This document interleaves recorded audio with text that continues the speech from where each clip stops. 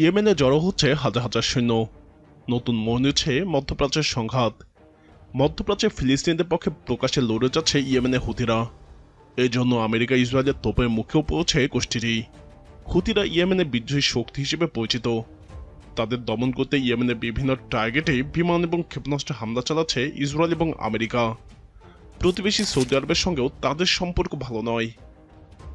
তবে এবার খবর প্রকাশিত হচ্ছে বিদ্রোহীদের উৎখাতে জড়ো হচ্ছে ৮০,০০০ সেনা।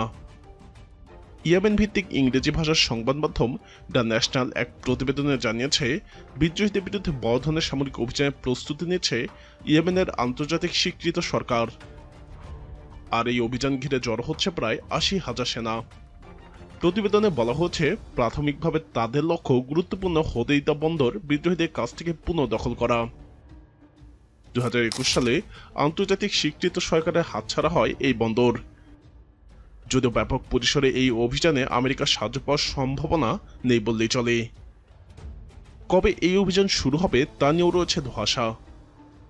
তবে বিশেষজ্ঞদের বিশ্বাস, শিগগিরই এমন অভিযান শুরু হবে। বিশেষজ্ঞরা বলছেন, গেল মার্চ থেকে আমেরিকা ইয়েমেনে নতুন করে বিমান হামলা শুরু করে।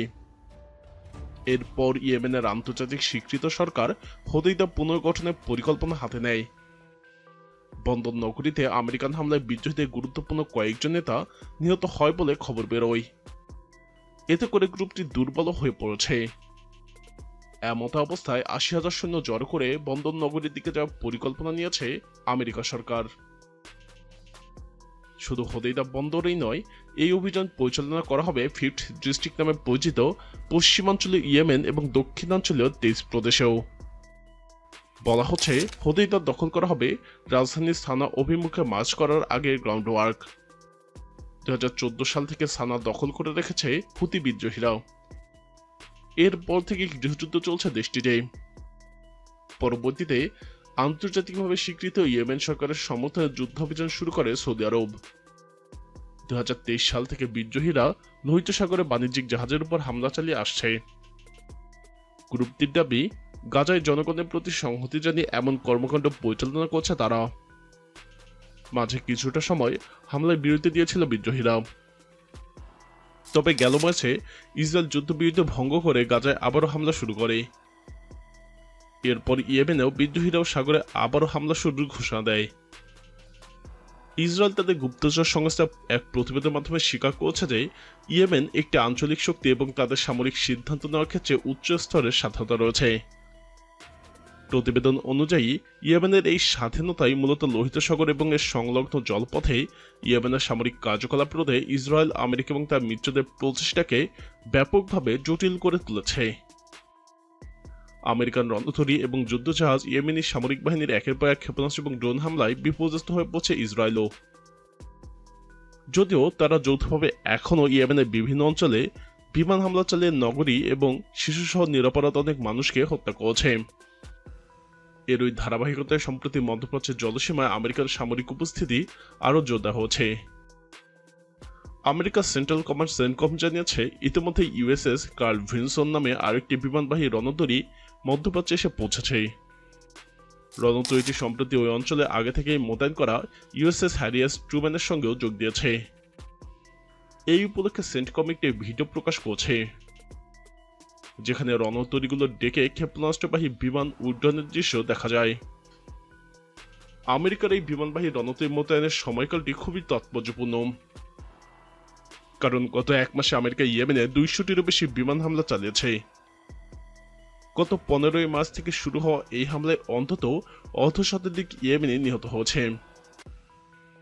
ইয়েমেনে তাদের এই সামরিক অভিযান শুরু হয় দেশটির সশস্ত্র গোষ্ঠী আনসারুল্লাহ হুতির এক ঘোষণার পর।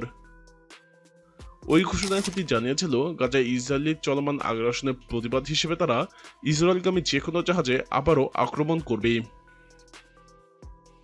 আনসারুল্লাহ ঘোষণা অনুযায়ী ইয়েমেনের সামরিক বাহিনী সেদিন থেকে এ পর্যন্ত বেশ কয়েকবার ড্রোন এবং ক্ষেপণাস্ত্র দিয়ে আমেরিকান রণতরী এবং ইসরায়েলি অবস্থানে হামলা চালিয়েছে। এর মধ্যে কয়েকবার হাইপারসনিক ক্ষেপণাস্ত্র ব্যবহার করছে দেশটি।